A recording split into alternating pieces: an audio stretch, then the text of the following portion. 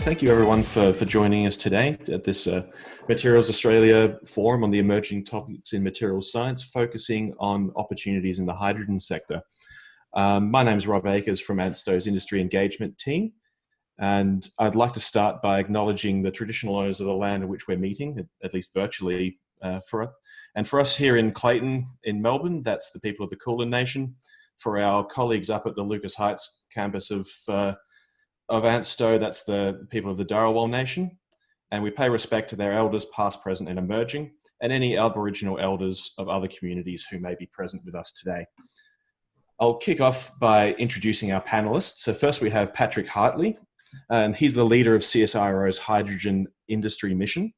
In this role, he is responsible for developing the strategy, structure, operating model and partnerships which will underpin a major new national research initiative which is proposed for launch in mid-2020, focused on delivering research, development and demonstration projects to enable the scale-up of Australia's domestic and export hydrogen industries. From 2014 to 2019, he led the Oil, Gas and Fuels Research Program with CSIRO's Energy Business Unit. The program comprised of 85 research staff and students working on applied research projects which span the energy resources value chain. In 2018, he established CSIRO's Hydrogen Energy Systems Future Science Platform, and this major initiative focuses on addressing research challenges which underpin the development of hydrogen energy value chains in Australia. During this time, he co-led the formation of CSIRO's National Hydrogen Roadmap, and with the Chief Scientist of Australia, the briefing paper Hydrogen for Australia's Future, which was presented to the Council of Australian Government Energy Council in 2018. Our next panelist is Andrew Dix. He's, after graduating with a PhD in physical chemistry from Loughborough Uni, Andrew spent over 30 years in the UK gas industry working on gasification, process design and systems analysis. In recognition of his research in fuel cells, he was awarded the H.E. Jones Medal of the Institute of Gas Engineers. And in 2002, Andrew took up a research fellowship in energy and nanomaterials at University of Queensland. Since then, he's played a key role in promoting hydrogen energy in Australia. And as director of the Institute of Energy and founder of the Association for Hydrogen Energy Steering Committee, member of the CSIRO Hydrogen Roadmap, Andrew has been influential in the commercialisation of fuel cell systems and continues to be consulted by governments and businesses in the clean energy field. Our third panelist is Craig Buckley, who's a professor of physics and head of the Hydrogen Storage Research Group and deputy director of the Fuels and Energy Technology Institute at Curtin University. Since 1994, he has held various research positions in the UK, USA and Australia, prior to being awarded a continuing position at Curtin Uni. He's a fellow of the Australian Institute of Physics and a leader of Program 2, Hydrogen Export and Value Chains in the Future Energy Exports, CRC. He's a member of several national and international science advisory committees, including the Australian Executive Committee, member for the International Energy Agency, Hydrogen Technology Collaboration Program, and the Australian expert on the IEA Hydrogen TCP Task 40 energy storage and conversion based on hydrogen. His research is focused on hydrogen storage materials and the investigation of the structural properties of a wide range of materials. And finally, our moderator for today is Luigi Bonadio. He's a chemical engineer from the University of Melbourne with 30 years engineering, consultancy and management experience across global energy and transport markets. His work in the hydrogen field began back in 1990, where he developed and tested hydrogen storage materials for the Collins-class fleet of submarines for our Department of Defence. His research conducted in Australia, USA and Italy centred on the study of heat and mass transfer phenomena in hydrogen diffusion, iron titanium-based ternary alloys. Luigi served as a technical referee, hydrogen storage for the International Journal of Hydrogen Energy, wrote the hydrogen liquefaction chapter for the Elsevier Encyclopedia of Electrochemical Power Sources, and co-authored the International Energy Agency Hydrogen Implementing Agreement's 25th anniversary report. Luigi currently serves as an Engineers Australia representative for the Australian Standards NE 093 Committee and its working groups, and is a committee member for the Melbourne branch of the Australian Institute of Energy. So kick it off to you, Luigi, to take us through the presentations for tonight. Thank you, Rob, and welcome everybody. Pretty exciting time in the hydrogen field, and there's considerable interest in the use of hydrogen, not only as a feedstock, but primarily as a energy carrier.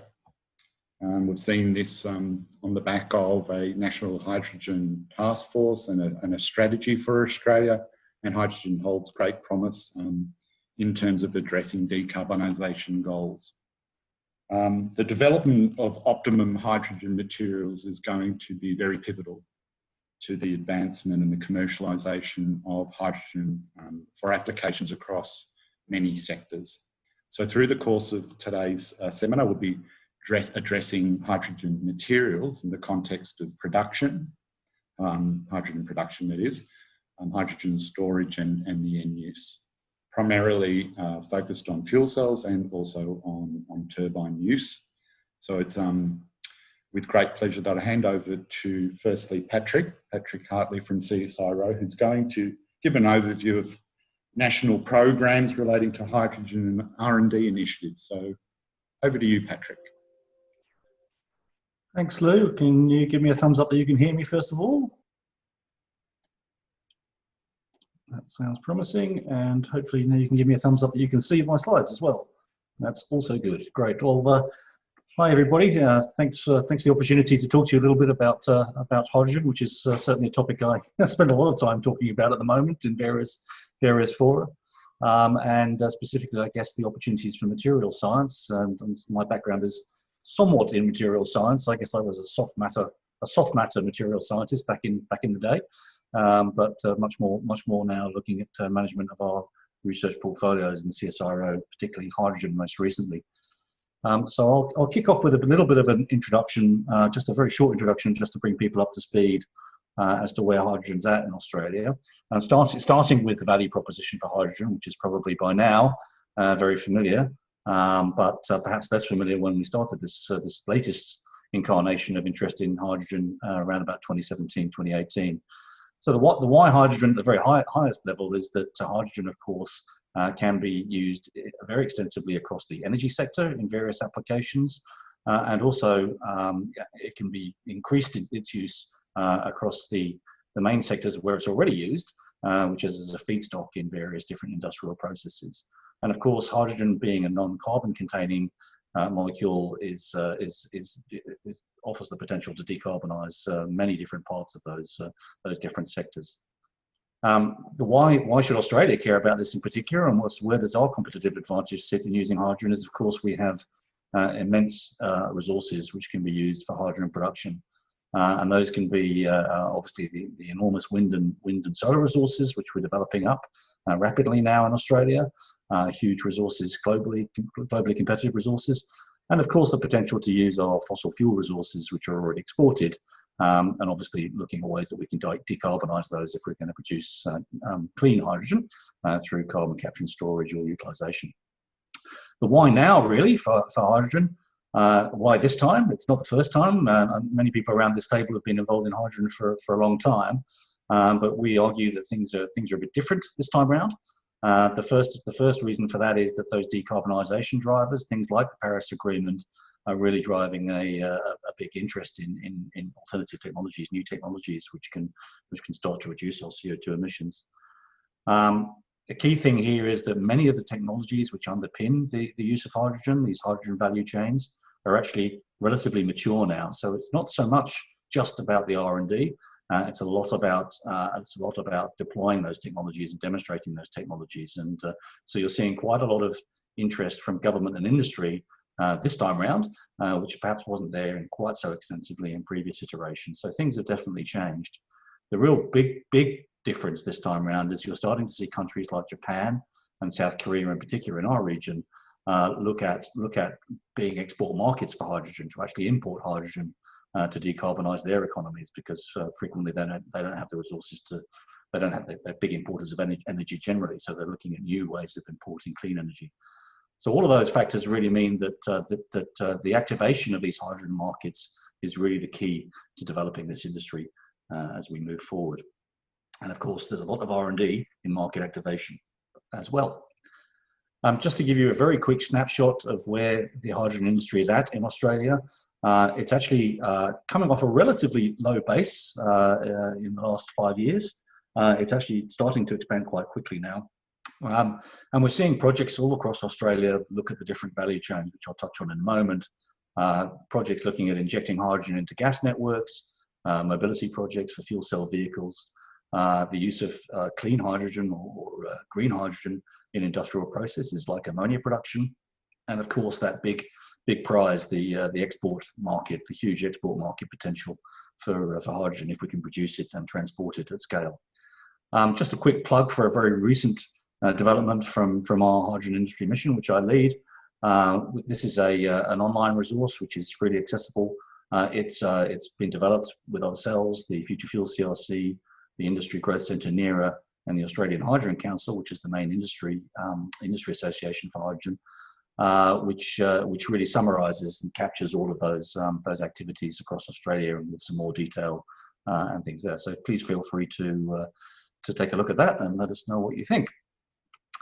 I guess just in terms of our own developments, in terms of the policy advice and strategy advice we give, we really moved from that National Hydrogen Roadmap in 2018 to start to drill down on what the opportunities are, both in the industrial sectors and probably of most relevance to this audience, the research sector. So the report that we published in December 2019 is very much a snapshot of the R&D at that time that was going on across all of the institutions in Australia.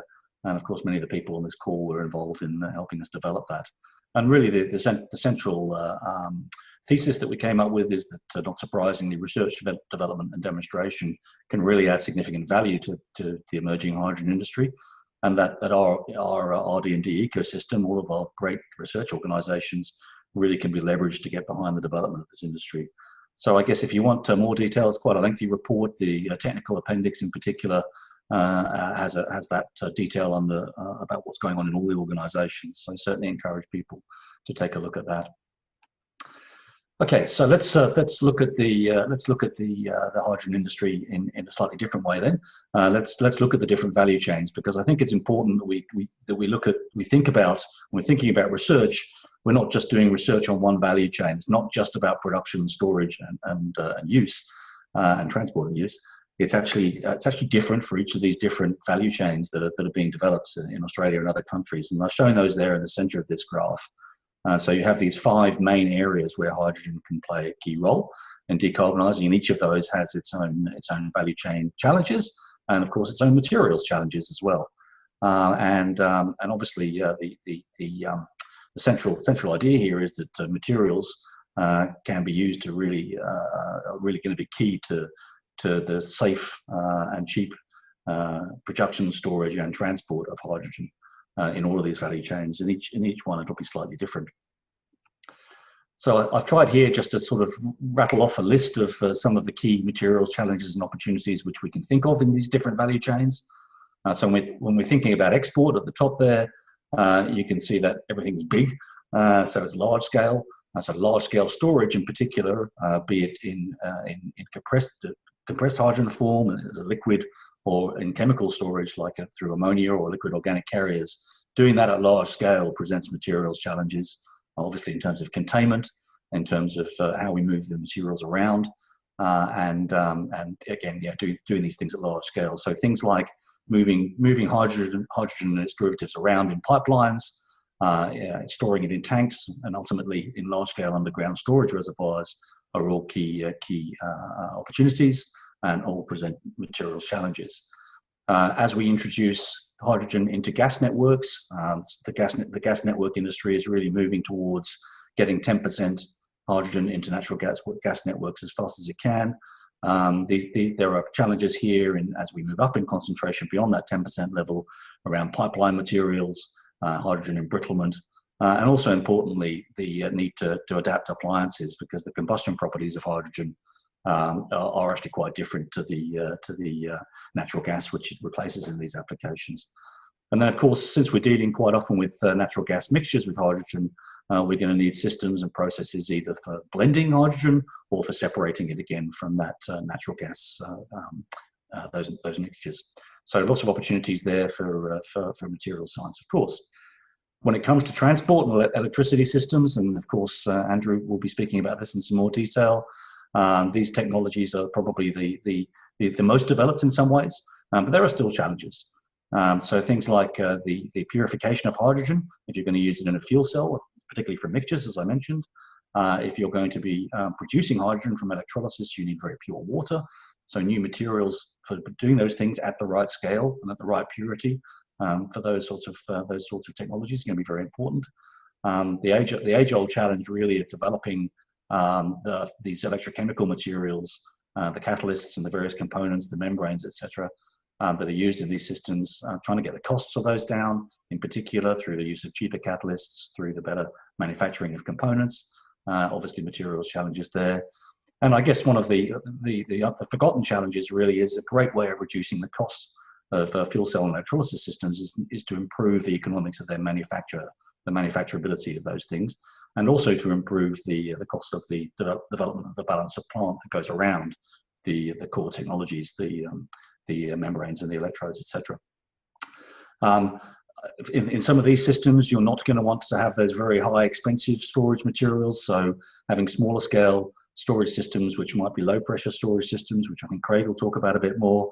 There's key challenges there, key technologies to be developed, making those fit for purpose in electricity applications.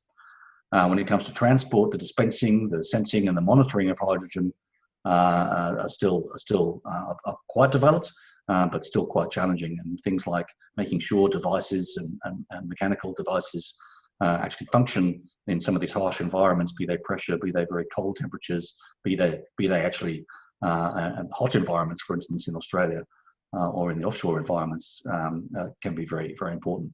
And finally, the use of hydrogen in those industrial processes, the opportunity to use hydrogen in new processes to develop new materials, but also in existing materials production, be they things like green steel, development of non-fossil fuel-based fuels and chemicals, and of course polymer materials. So I hope I've shown you there that there's a real range of different opportunities for materials development right across all these different value chains. Look, I just encourage people to look a bit further in some of the literature that's out there that we've done and others have done, of course, to explore those opportunities. Terrific. Thank you, Trick, for that great summation. Okay.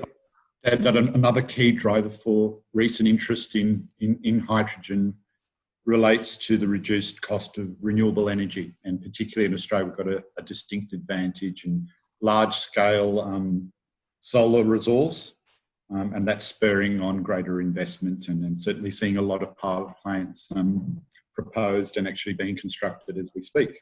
So thanks for that, Patrick.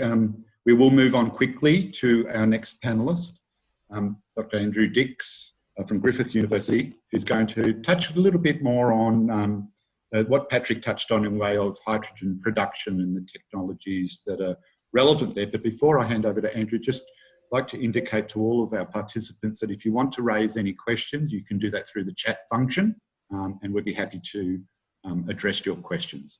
So over to you, Andrew. Thanks, Louis, and I hope everyone can hear and see my screen. Thumbs up, good. So I thought I'd start by talking a little bit about hydrogen production from hydrocarbons. So most of the interest in hydrogen generation at the moment is by splitting of water, electrolysis, if you like.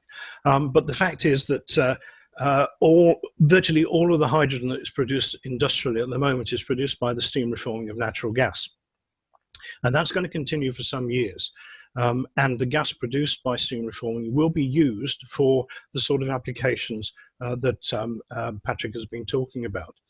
So in terms of materials for steam reforming, they're all pretty well known.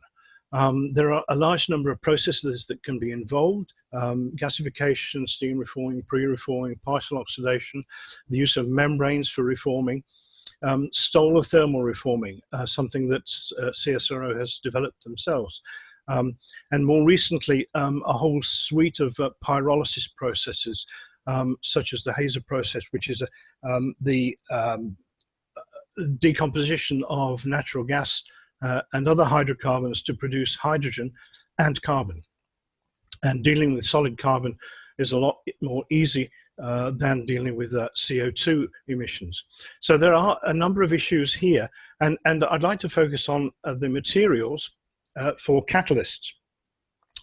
Catalysts have been around for many, many years, and most of the catalysts used in the processes for generating hydrogen and syngas and so on from feedstocks such as natural gas are based on supported metal such as nickel or platinum on a ceramic such as alumina or magnesia. And these are usually in the form of pellets or spheres or odd-shaped porous materials such as you see on the right of the screen there.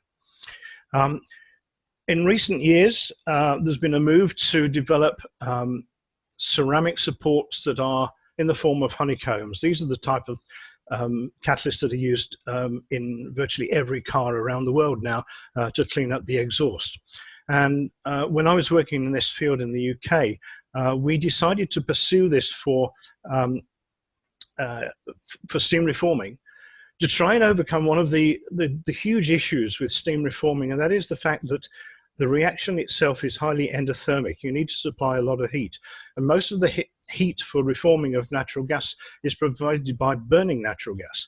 So that seriously limits the efficiency of the process, and the process is limited because heat is produced by reforming and it's transferred to the catalyst via radiation. So high temperatures from the exhaust of the flue gas or natural gas combustion provides heat for the catalyst. And in the form of pellets, most of that catalyst is not used. Only the surface of the catalyst gets used, and so the whole process is pretty inefficient. And so we applied what's now come to be known as process intensification, with the idea of improving this reforming process by moving away from supported metal catalyst to a thin film of catalyst of a few microns thickness onto a stainless steel substrate that could be made in the form of a heat exchanger. Plate heat exchangers are now far more common than they used to be. And this technology is certainly doable. And a number of companies and organizations followed, I'd like to say, our lead in the UK and tried to develop more compact reformer technology. A lot of that has been very difficult to do. One of the issues is to get the catalyst to stick to the substrate. And another issue is to deal with the fact that inevitably catalysts have a finite life, and so the issue is, what do you do with the catalyst when it's come to the end of its life? Do you scrap the whole reactor? Well, one of the that's summarized in this slide here, where I'm saying that you need good adhesion, you need good lifetime, and you need a simple and cost-effective method of producing this layer of catalyst. We did a lot of research when I took this subject to the University of Queensland on determining the optimum thickness of the catalyst to ensure good heat transfer and mass transfer between the gas and the catalyst. Unfortunately, my team finished doing this work about 10 years ago, but I'm pleased to say that one of the leaders, Helder Topsoe, in reforming, has taken the idea to a slightly different level, and they've said, yes, we agree, we need to do something about this reforming process where you're getting an amazing inefficiency of the process caused by the huge temperature drop between the heat source and the catalyst. And they've overcome the issue by coating catalyst onto a substrate. And in this case, the substrate is a stainless steel tube. And through that stainless steel tube, they supply electricity, which of course causes it to warm up, and that provides the heat for the reaction. And the beauty about this technology is, of course, we can use electricity from renewable sources to provide that heat. So it opens up the possibility of producing hydrogen from hydrocarbons, and that doesn't necessarily mean natural gas. We can use biogases and other gases to produce the hydrogen, and use electricity from either solar or wind or another renewable source. So it's a kind of win-win situation. The point here is that type of approach to catalysis can be applied to other processes. And I mentioned a few here. Partial oxidation, widely used in some industrial processes. Solar thermal reforming, I've mentioned. Sorbent enhanced reforming, in which you have a chemical sorbent which takes away or absorbs the CO2 as it's producing, thereby enhancing the production of hydrogen. And then there are other reforming processes as well. There are downstream processes for taking reformate to make pure hydrogen, and a lot of these are well known. The high temperature and low temperature shift, which is used industrially, is a good example. The catalysts are fairly cheap. Iron, supported iron and copper zinc oxide catalysts.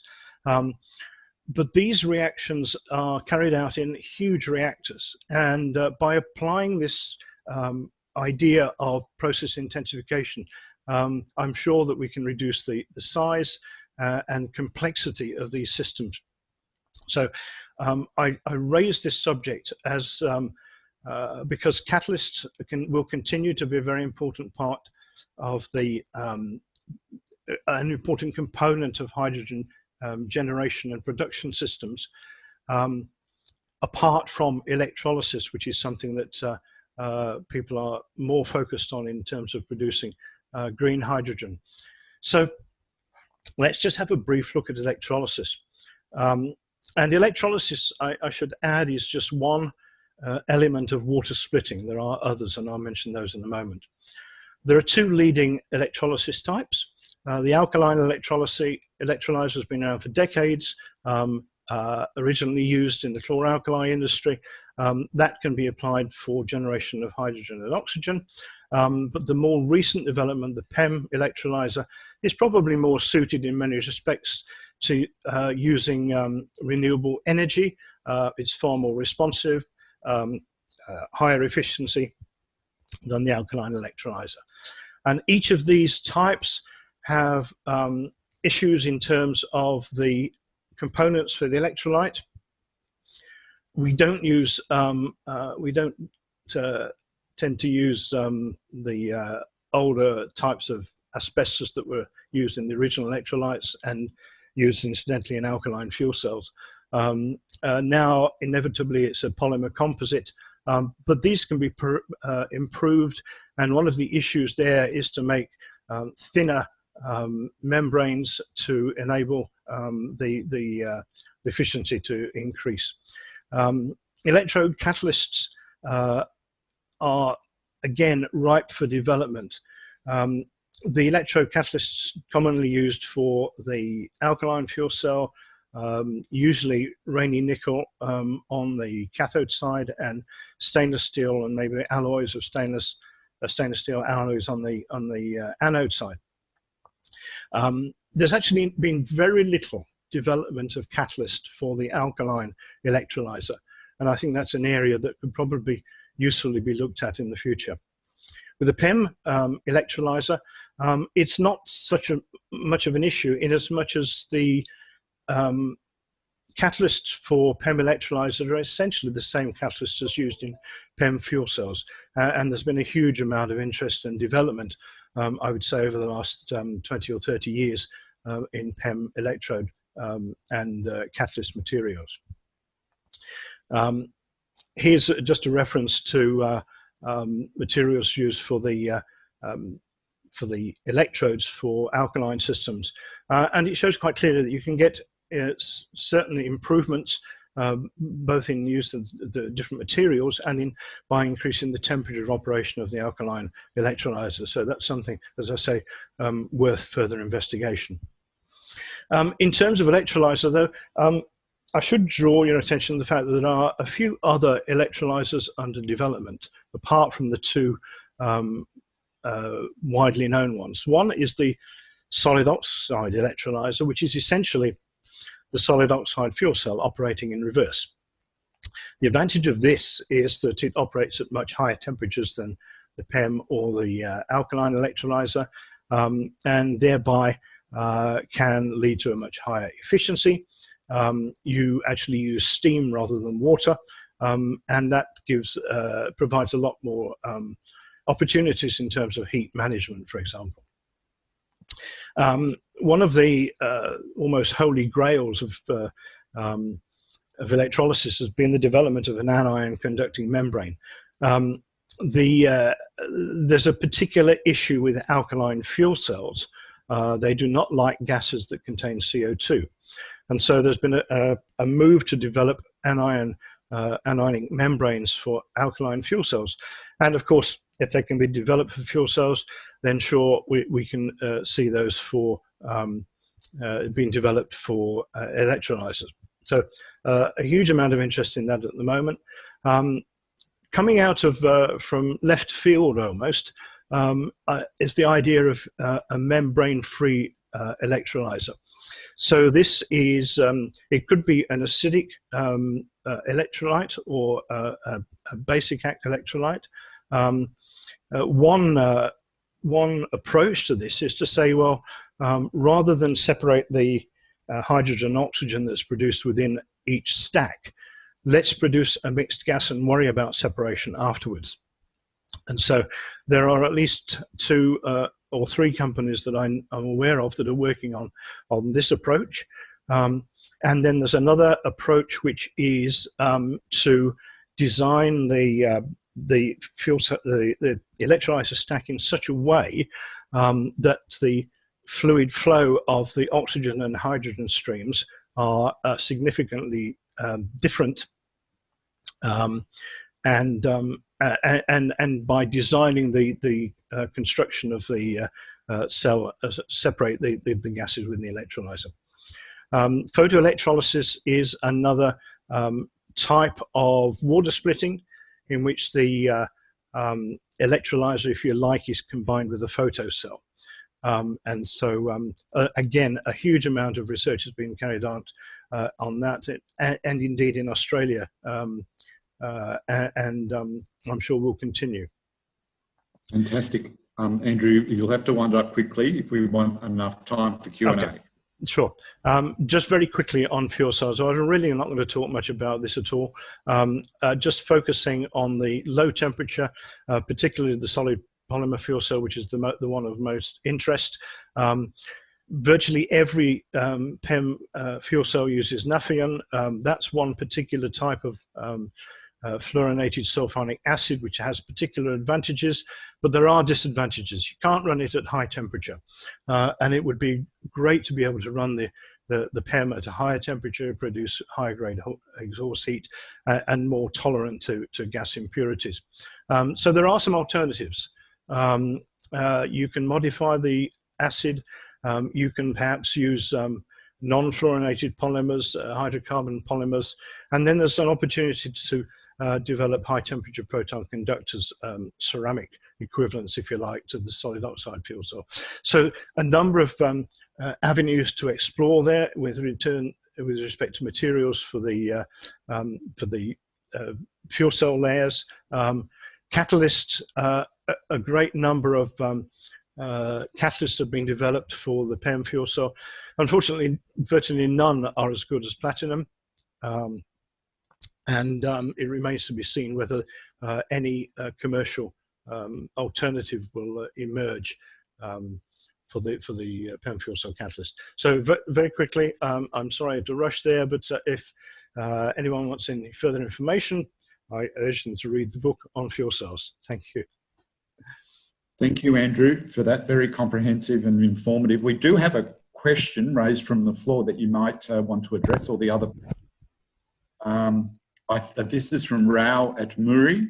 What capacities could these reach? How soon can this be commercialised? And I would presume that Rao would be referring to electrolyzers, but let's treat this question as addressing both electrolyzer capacity and fuel cell capacity. is there a ceiling on how big electrolyzers and fuel cells could be produced and utilised? Look, the short answer to that is no, there is no limit. Just in terms of the electrolyzers, most of the big players now are only supplying systems above about 0.5 megawatt. So that gives you an indication. With the PEM fuel cell, these have tended to be smaller, but again, they can, we're dealing with stacks, and so they can be connected together. So in principle, there's no limit to the size. Thank you, Andrew, for that. And because we're pressed for time, I'm sorry that you had to rush at the end there. We do need to give Craig time to run through a very critical area of hydrogen storage. No point producing oodles of hydrogen if you can't store it, so that we can access it for the range of applications where hydrogen might find market application. So over to you, Craig. Thanks. Just share my screen.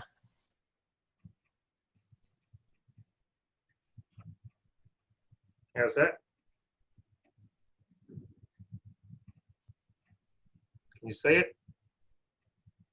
I don't. I'll try again. It might be thinking.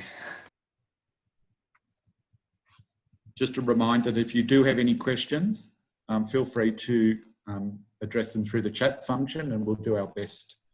I'll try another one. Hang on a sec. It doesn't seem to be doing that one. I'll try this one. At the conclusion of Craig's presentation, we will open up the floor for a Q&A session where we can address the questions. So I would urge you to submit your questions through the chat function. Just the chat Q&A, I think, is the best place, but we'll try and capture both places. Okay. Can you see the screen? Yes, we can. Just blow it up and we're all good to go, Craig.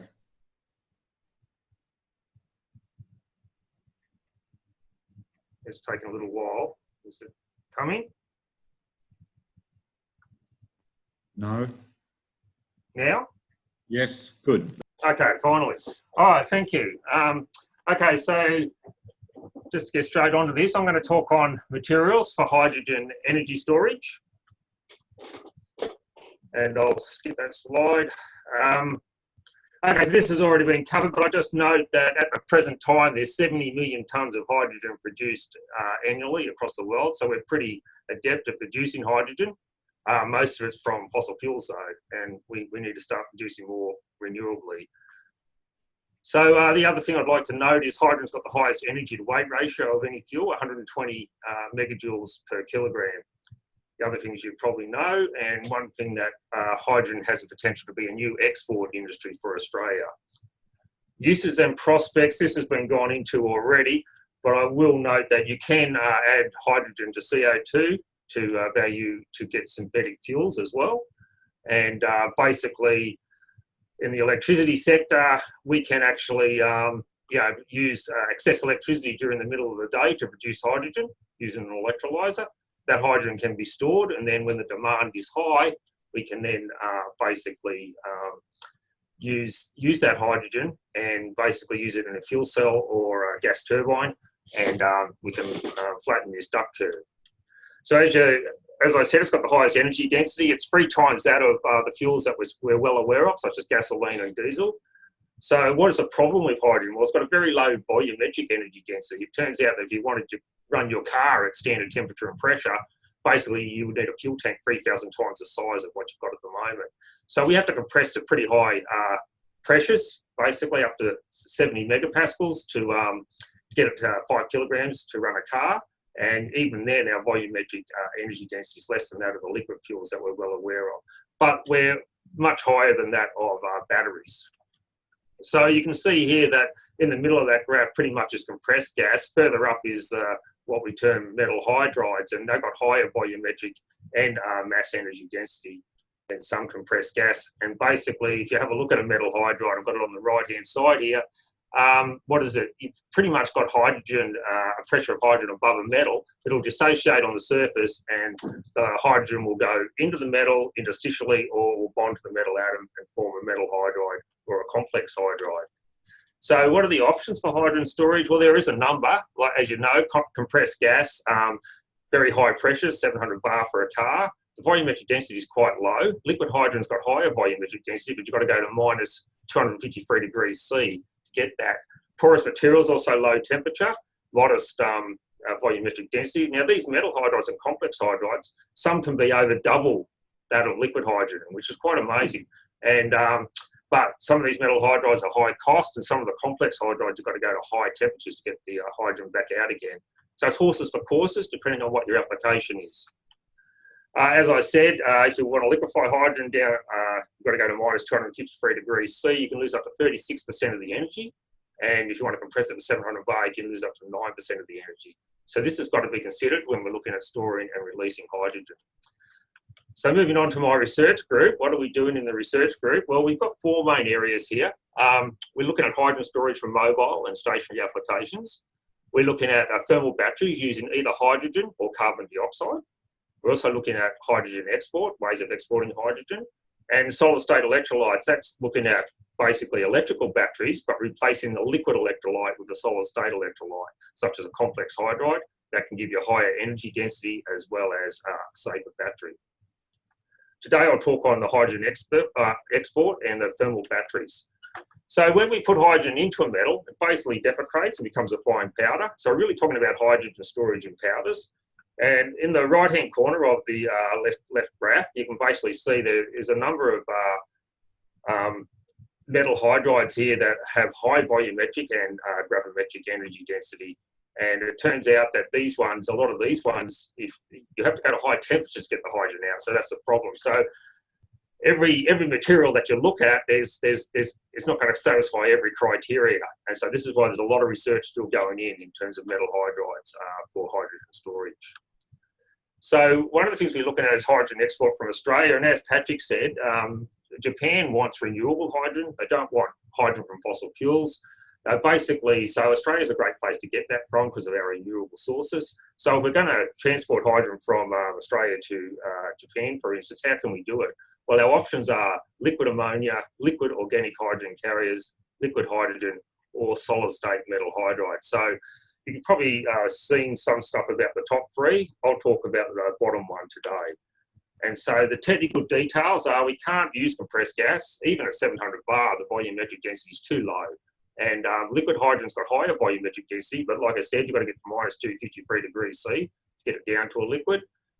Liquid ammonia, again's got good volumetric density, but you've got to go to high temperatures to get it out at the other end. Dibenzyl toluene is one of the liquid organic hydrogen carriers. Its volumetric density is lower than that of liquid hydrogen, and also you've got to go to 300 degrees to get it out. The bottom one there, solid state hydride, in this case it's a sodium borohydride. The volumetric density of this one is higher than the rest, and also the conditions for release are quite good. It's 25 degrees C in acidic water, so you don't have to go to high temperatures or anything to get it out. And not only do you get hydrogen from the hydride, you also get hydrogen from the water.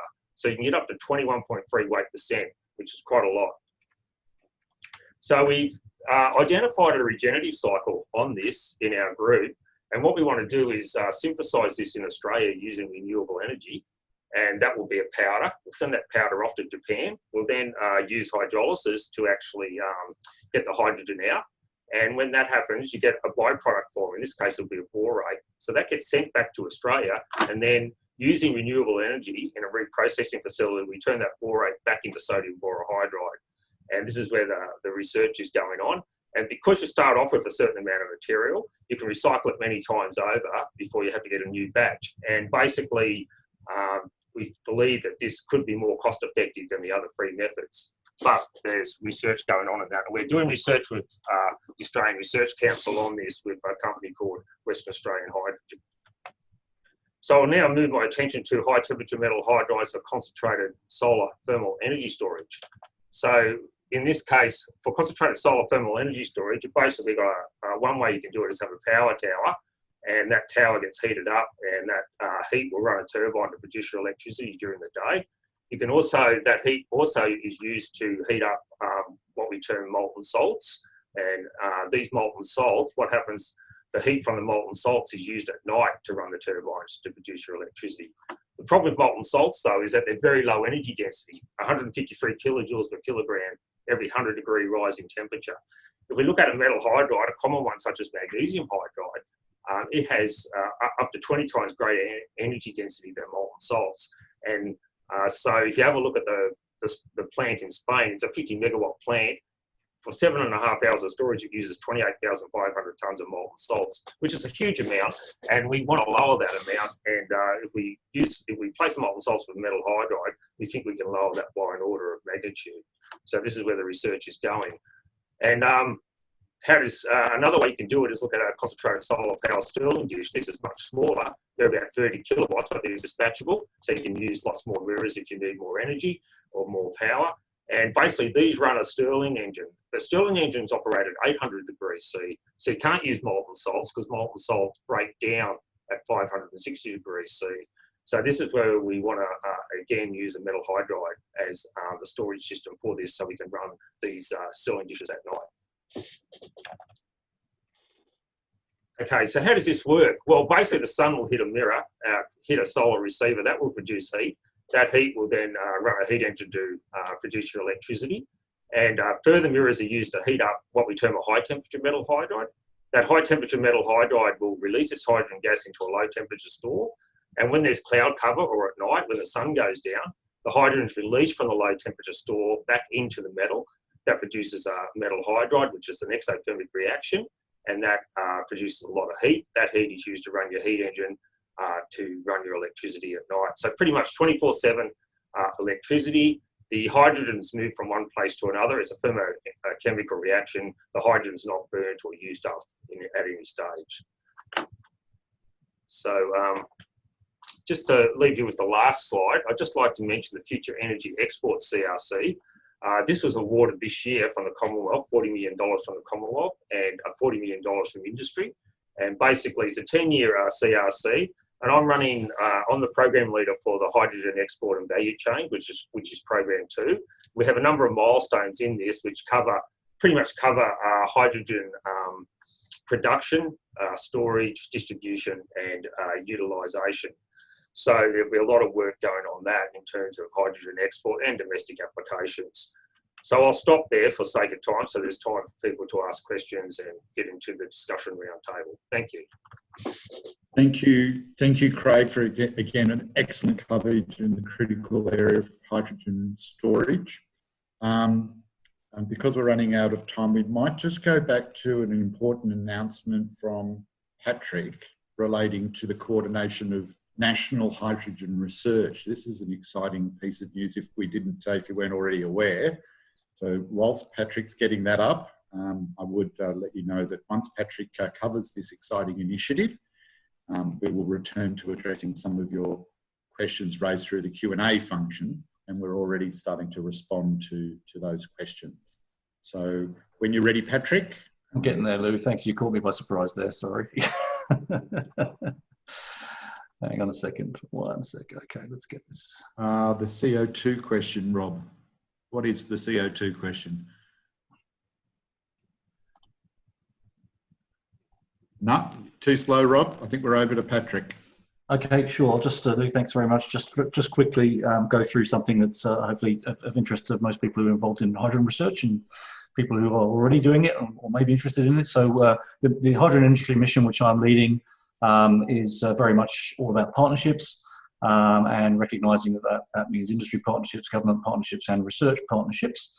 You can see the areas that we're focusing on the right-hand side there in our mission pillars. I'm going to focus on the Hydrogen Knowledge Centre, if that'll work. Yep. And so the Hydrogen Knowledge Centre is essentially an online platform that we're developing with a range of different content associated with hydrogen industry development. The key one that Lou's talking about is the development of a hydrogen research network. So what we're hoping to do there is bring together, or already bringing together, a large number of researchers in different institutions across Australia who are active in hydrogen research. I think we all agree there's a need to sort of promote the research work that goes on in Australia, both nationally and internationally, make sure we're all learning from each other. And also from our federal department's perspective, very keen we act as a bit of a funnel for opportunities that come in from overseas in research. So we're working this up right now. I'm glad to say that we've got support from ARENA via Craig's Australian Association for Hydrogen and Energy, and also our federal department, as I mentioned. It'll gain a lot from Craig's involvement in the IEA hydrogen collaboration group there, and the people on this call as well. Another one, Andrew Dix, is going to be our point man on developing this. So what we're planning to do is build on the work that we did on our research and development report to build a database, which will include an online presence under the Knowledge Centre, as I mentioned. And also then obviously looking at how we can develop the research network, develop forums, and ultimately a hydrogen research conference towards whenever we can have a conference, I guess. That's probably the main thing. So yeah, just wanted to flag that, and a lot of people probably already involved in this. We're looking for representatives from most institutions. We've got most covered, but if you feel that your institution is not covered, drop me a line, and we'll invite you to the various meetings. At the moment, it's in development stage at the moment. Andrew will be reaching out to you shortly. Thanks, Lou. I'll leave it there.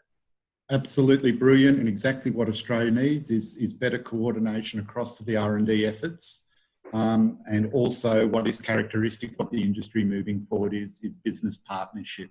We're seeing that right across the world. We've done many partnerships to push through hydrogen technology at the R&D level, and as industrial applications emerge. We now turn to your opportunity to continue to raise questions, and we'll do our best to, as a panel, to address the questions that you've raised. One of the questions that Jocelyn Johns puts to us is, could some of these storage hydrides purify the hydrogen, or does CO2 contamination remain? I guess I could touch base on this before I hand over to Craig, but yes, indeed, metal hydrides are used for that purpose of purifying hydrogen streams. Obviously, there is all sorts of stringency and requirements on the purity of hydrogen for different applications, and that varies greatly, and that is indeed one very good use of hydrides for that purpose. But I'll give you an opportunity to address that question, Craig. Could some of these storage hydrides purify the hydrogen, or does CO2 contamination remain? You're correct. If you run a stream of hydrogen through a metal hydride, it'll come out very pure at the other end when you dissolve it again. So yes, there's a number of metal hydrides, especially the lower temperature ones, that could be used for purification. There's so many different types, but obviously it would depend on cost. And yeah, in this case, I don't think weight would be an issue or anything. It would just be a cost issue. Yep, very good, Craig. And a question perhaps best directed to Andrew Dix. What is the problem CO2 introduces to fuel cells? From Jocelyn again, Jocelyn Johns.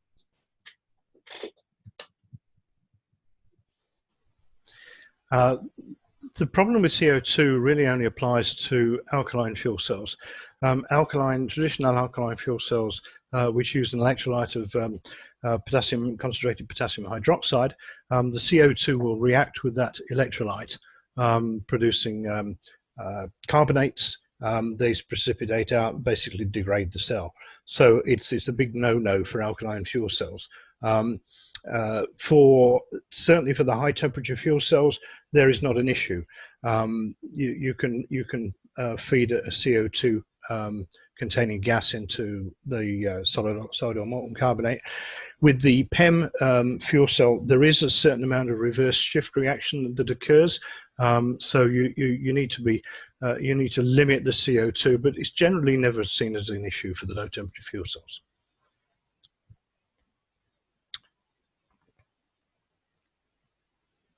Very good, Andrew. Thanks for addressing this. I'll just get that question up. One more question back to Craig. This is from Andy Marsland. Thank you for your talk, Craig. I understand that US and Europe are considering salt caverns for large-scale storage. Is that feasible within Australia? It is feasible in certain parts of Australia where there is salt caverns. But the other types of large-scale storage are basically lined rock caverns as well as depleted reservoirs. And Australia has a lot of depleted reservoirs, which could be quite good for storing hydrogen. But the only problem there is you have to get rid of the impurities as well. On the East Coast alone, there's 205 petajoules of these reservoirs for for methane storage. So a lot of this could be used for hydrogen storage in the future, and it would come down to the impurities. For the lined rock caverns, you don't have impurities there because you actually got steel lining on the rock, and that they could also be something that's used in the future. But again, it comes down to cost for those ones. Again, thanks again, Craig. Next question again from Rao at Muri. Electrode materials, metals, do we have sufficient mineral resources available in meeting the future supply? Good to note that you're all approaching in different ways. Thank you. So repeating that question, maybe between Patrick and Andrew. Electrode materials, metals, do we have sufficient mineral resources available, meaning here in Australia, future supply? I don't precisely know the answer to that, Lou, I have to say, but it's a question I have been asked before, so I'm going to have to get an answer for it. But I think it's fair to say I mean, some of the players in the hydrogen industry development are actually the miners of things like platinum. So I'm pretty sure that they're seeing this as a big opportunity, not a threat in some ways. But I haven't done the full life cycle analysis to work out exactly what the resource needs might be. Patrick, Drew, do you have a response to that question? Yes, look, maybe I can respond in as much as I know that Johnson and Matthew have carried out numerous studies on the resources of platinum for PEM fuel cell catalysts, and the usual answer comes to yes, there's plenty of platinum to supply the expected fleets of cars. And the amount of platinum in each car will probably be very similar to the platinum that's already existing in auto exhaust catalysts. And in a fuel cell, it's far easier to recover than the platinum from an exhaust catalyst, most of which ends up on the highway.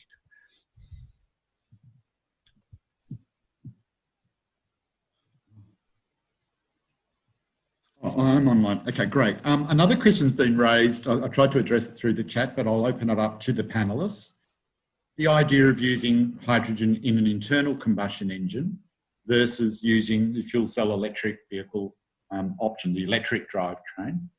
My view is that the hydrogen combustion is fraught with all sorts of issues in terms of controlling the combustion, the backfiring and what have you. And an engine block tends to be very heavy compared to the fuel cell. And we would anticipate fuel cell costs to come down significantly with greater installed capacity and all of the wonderful research that the Australians and international researchers are doing. Does any of the panelists care to express their viewpoint on why fuel cells is a good idea for mobility applications versus conventional internal combustion engines, be they in a dedicated hydrogen combustion engine or utilising hydrogen to increase turbulence by administering a small amount of hydrogen through jet ignition in the vicinity of the spark? Any of the panelists wish to respond to that idea? I can just add some views on this. I guess it's I think one of the issues is obviously efficiency. And I don't know if the efficiencies are getting closer, but you're looking at a fuel cell producing electricity around about 60% efficiency, whereas an internal combustion engine, let's say 25 to 30%. So that to me means you're probably having to have to carry more hydrogen to get the same amount of range in a combustion engine. The other things are more peripheral around things like just moving parts. The fuel cell doesn't have any actual moving parts. So I think there's increasing evidence, and it's probably coming from the EV community in fairness, increasing evidence that the lifetime of the vehicles is actually much better because they don't have all these high temperatures and moving parts that combustion engines have. That's exactly right. I concur with Patrick on that viewpoint. Now, there has been a lot of talk on the back of the National Hydrogen Strategy and obviously promoted pretty strongly by our good Chief Scientist, Alan Finkel, in terms of the export opportunity. But when it comes to storage, bulk storage, Craig, what do you see if there are any sort of technical challenges in going from small-scale hydrogen storage, perhaps for a refueling station or for a remote area power supply system, moving into the sort of gigawatt scale electrolyzers where you're storing vast amounts of hydrogen How would that be done, and are there any technical challenges in meeting the storage requirement for hydrogen specifically to address the opportunity of export of hydrogen in bulk? Yeah, that's a good question. As I said, it is horses for courses. There's some metal hydrides which could be cost competitive in stationary applications, like in remote area applications, for instance. There's more work going on with them.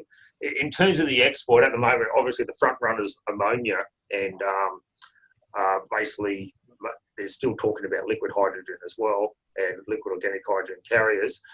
For the solid state hydride to be cost competitive, we have to get basically, like I said, once you got it to Japan, the hydrogen comes off the sodium borohydride and then it turns into a borate. That borate's got to be reprocessed back into a sodium borohydride. And there's a number of ways you can do that, and this is where the research is going on in getting that cost down of turning that back into a sodium borohydride. Because if you use the renewable energy, you shouldn't have any CO2 emissions or anything. So, and the fact that it can be recycled as well, this is where it could be cost competitive. And there is another application for sodium borohydride as well, because you can actually get very high pressures when you add water to sodium borohydride. You can get pressures well above what's required for a hydrogen refueling station, which is pretty much 900 bar. And those, it could be, and this is early stages yet, that sodium borohydride could also be used maybe as a compressor in one of those refueling stations, could get those high pressures without any moving parts, basically. But you would also need to be able to have that in the background, the borate being turned back into a sodium borohydride. You'd have to have that going. So if the export industry did take off and that did happen, there could be a good domestic application as well. Okay, thank you, Craig, and thank you to all the participants for their questions. We've come to the point where we have to close the meeting, but I take this opportunity firstly thanking all of our panellists. Absolutely fantastic presentations, and you've addressed the questions very well. And good luck with that initiative, Patrick and Andrew, and everybody else involved with that R&D coordinated effort. And thanks also for the opportunity, Rob, of moderating this discussion. I do believe that you're going to be posting the video, or there will be a follow-up email. And I make it on behalf of the panelists that they're happy to address any questions moving forward.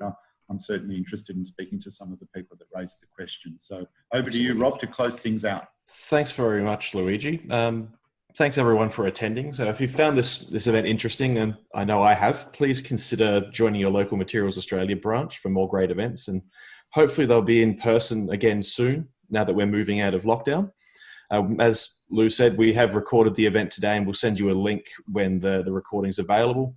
And just from myself, a big thank you to our panelists, Patrick, Andrew, Craig, and to Luigi for moderating, and to you, our audience, for your wonderful attention and the great questions that we had from the floor. So that's it from us, and good night.